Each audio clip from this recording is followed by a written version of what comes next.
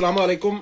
जैसे हम कल से या कई दिनों से 60C ऑफ 1944 पे बात कर रहे हैं और काफ़ी ये मसला जो है मीडिया प्रिंट इलेक्ट्रॉनिक मीडिया में भी आ चुका है, तो काफ़ी स्टोरीज इस पे बनी हैं। तो इसमें अब साफ हुआ है ये सारा कि ये कितना बड़ा घोटाला है। 60C के नाम पे कितने लोग गलत तरीके से जो है फॉरेस्ट और वाइल्ड लाइफ की ज़मीन को हड़प करना चाहते हैं। तो यहाँ पे मुझे ये छोटा वीडियो बनाने का और एक वीडियो बनाने का या छोटा वीडियो बनाने का एक मकसद है। कुछ लोगों के पास जो है, अगर हम कंपार्टमेंट 34 की बात करें या और जगहों की बात करें, वहाँ पे कुछ लोगों के पास जो लोकल लोग हैं उनके पास फॉरेस्ट की लैंड है, जो वो काफ़ी सालों से एग्रीकल्चर कल्टीवेशन करते हैं, उसमें जो भी फसल बनाते हैं।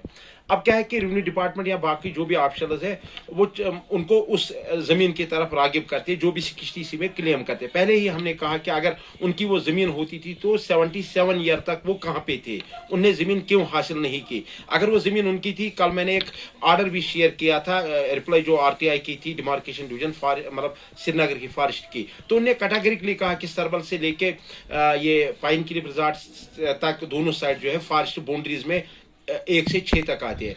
और उसके बाद अगर हम देखेंगे मंडीकुल ब्रिज से आगे जो है आपका नटराज होटल, वहाँ जो है बाउंड्री पिलर नंबर 14 से 25 तक आता है। मीन कि ये सारा फॉरेस्ट है और यहाँ क्लियर हुआ है कि ये फॉरेस्ट लैंड है।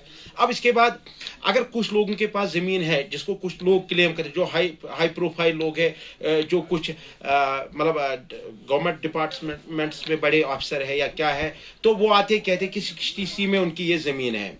पहले ही हम कहते कि 60C में अगर उन्हें ज़मीन मिली है तो वो किस बुनियाद पे मिली है, तो पहले उसको देखा जाए। उसके बाद अगर उनकी ज़मीन है तो ये स्टेट गवर्नमेंट का काम है कि उनको रिहेबिलिटेट करे, उनको वो ज़मीन दे।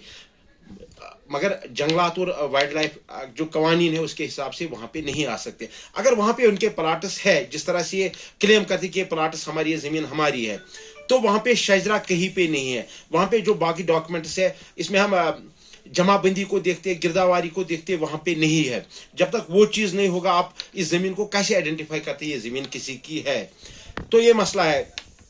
यहाँ पे जिन लोगों के पास ये ज़मीन है, जो फॉरेस्ट की ज़मीन है, जिनको हर वक्त नोटिस आए हैं मतलब फॉरेस्ट डिपार्टमेंट की तरफ से कि इस ज़मीन को खाली कीजिए, फॉरेस्ट एनक्रोचमेंट है, जिन लोगों की, मैं मुकामी लोगों की बात कर रहा हूँ, अगर उनको कोई क्लेम करता है तो इसमें कुछ लोग भी इन्वॉल्व है जो मैं उनका नाम अभी नहीं लूँगा, तो लेकिन आने वाले वक्त में उनका नाम लेना पड़ेगा।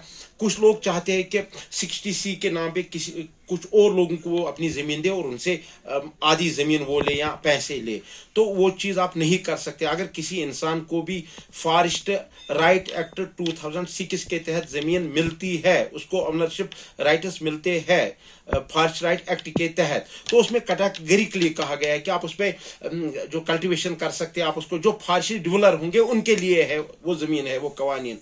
तो उसमें आप न तो आप उसको किसी को फरोख्त कर सकते, न किसी को आप ट्रांसफर कर सकते। ये तो बड़ा कानून में साफ कहा गया है। तो अगर कुछ लोग इसमें मुलवस है, जो लोकल लोगों की मैं बात कर रहा हूँ कि वो अपनी ज़मीन किसी और को दे मफाद के लिए, कल उनको भी जवाब देना पड़ेगा। कल कवानीन की तलवार उन पे भी गिरेगी। तो मैं अपने मतलब सारे लोगों से गुजारिश करूंगा, जिन जिनके पास ज़मीन है फॉरेस्ट की, वो 60C और लालच में किसी को न दे या पैसे ले और चीज़ें, क्योंकि कल उनको भी जो कानून है उसका सामना करना पड़ेगा। ये बड़ा मसला है, क्योंकि ये सब जुडिशियस मामला हो चुका है। अब ये बड़े इदारों के पास ये मामला है, तो इसको हमें देखने की जरूरत है। और लास्ट में मेरी मैसेज रहेगी, सरकार से मैं गुजारिश करूंगा, जो हमारा रेवेन्यू डिपार्टमेंट है, जो हमारा रेवेन्यू डिपार्टमेंट है, वो चीज़ों को बेहतर तरीके से देखे। और फॉरेस्ट को मैं बताना चाहूंगा कि जिस तरह से वो रजाई ऊपर डाल के बैठे, वो जो फिजिकली कोई एक्शन नहीं करे, वो एक्शन करे।